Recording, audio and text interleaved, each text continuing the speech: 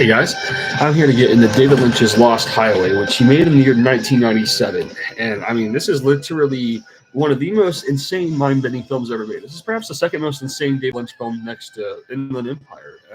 To me, Returns technically the most insane he's made, but all the same, as far as his films go. I feel like Lost Highway was just out to capture literally the darkest aesthetic David Lynch had ever laid out in his entire career. I mean, this is like taking the darkest shades of Blue Velvet, entirely expanding that to that's like basically the tone of the entire film, and much richer and darker canvas all the same. Because this is literally about the most horrific film he's ever made. This is the best, closest thing I think he's made a full on horror along with it. Kind of tied with End of the Empire, really, but I think that this one just really has a distinguishable formula, which is what it is to get lost in that endlessly mysterious labyrinth that's always interesting. And it's absolutely perfect from start to finish. And it took some time to grow on me because I think there's a extreme sense of nihilism living in this film. And I kind of had to grow to understand, I think, just how much this film is out to kind of satirize that mood more than it is to embrace it. Because that's what I like. I don't like taking nihilism seriously. I like to joke about it, but I make that like, I don't know. Like, I guess the serious is like that. Call it. I don't know. But I don't know. The comedy outlook's better. So David Lynch was onto it too. But this is like a really horrific film. Maybe the consequences of not having a comedic outlook, in a lot of ways, because dreams and reality just come together in a really unique way. This film just ultimately plays out like a massive puzzle piece. That's what David Lynch's films are like. That's what a lot of film is. It's like you're solving a psychological puzzle piece that you're also just finding really too entertaining to realize it's happening, because it's just so freaking fun going through all these masterful scenes as they play out and all these rich layers of suspense. It's just this is like one of the best ones of the 90s, because again, it kind of lays out that foundation that just in the best way possible, just satirize it, man. I mean, this is just a really dark film from start to finish. And I used to, like I said, I didn't get it when I was there. No, this is like actually a perfect exploration of just a satirical outlook in a lot of ways, but it is also genuine too. Like, but I know it's just the perfect balance to have right here. It's just the dreamlike logic that kind of guides everything about the way David Lynch operates in this film, which is not to make the darkest film he has at the time more experimental.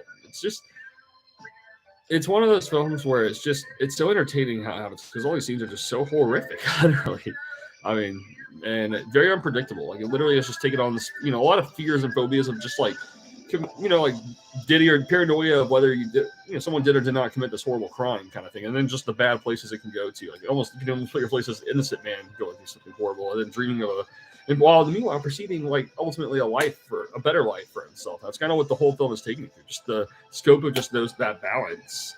And this is I've never seen anything like this film, really. This is just a very different kind of film altogether. And I mean, it just kind of feels like David Lynch is expressing what a uniquely tormented state of mind looks like with the nihilism. It's like, wow, like, it's just like that. I mean, that is out there.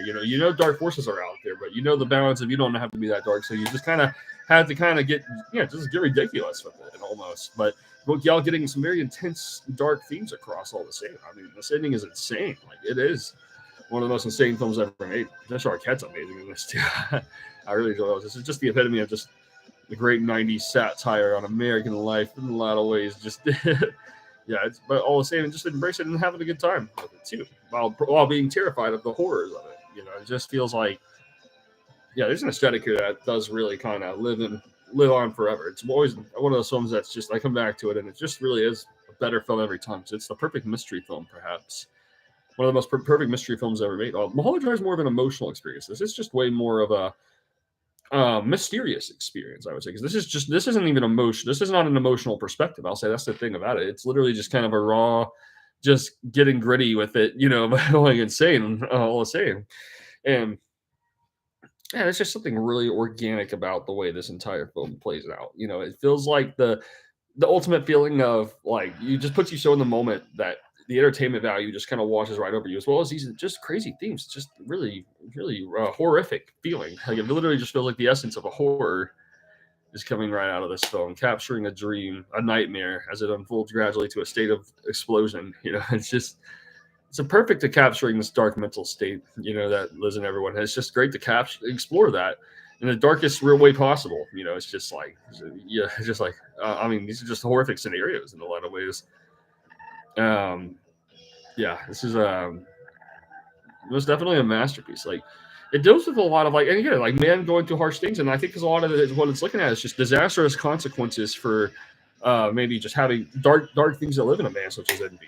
That's why you have to kind of make fun of those feelings rather than take it seriously in the end, because that's kind of what showing what a deranged state of mind can do if it goes too over the top, basically, and just doing crazy things, getting into horrible places in the end.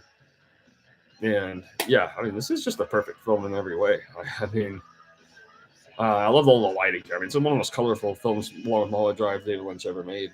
Phoenix Return, of course. But yeah, this is just David Lynch just kind of doing his own thing entirely here. This is, again, the most experimental he ever been at this point. And again, this, Mulholland Drive, and Inland Empire feels like a loose trilogy to me. It's just like kind of what it is to go through an overwhelmingly strange labyrinth and take it to transcendent places. Yeah, this is a mind-boggling film. I really do think that David Lynch was onto something absolutely genius in this film. It does grow on me more and more time and age, because it's just such a freaking great mystery thriller. Because a lot of great films in the 90s were onto a lot of the mystery thriller and honing in on the healthy amount of nihilism with healthy amounts of emotional value behind it too. So yeah, that's Lost Highway. I will recommend this film to anybody who can handle something insane. Yeah, so that's simply the way I'll put it. If you like an insane mystery, then this is the film for you.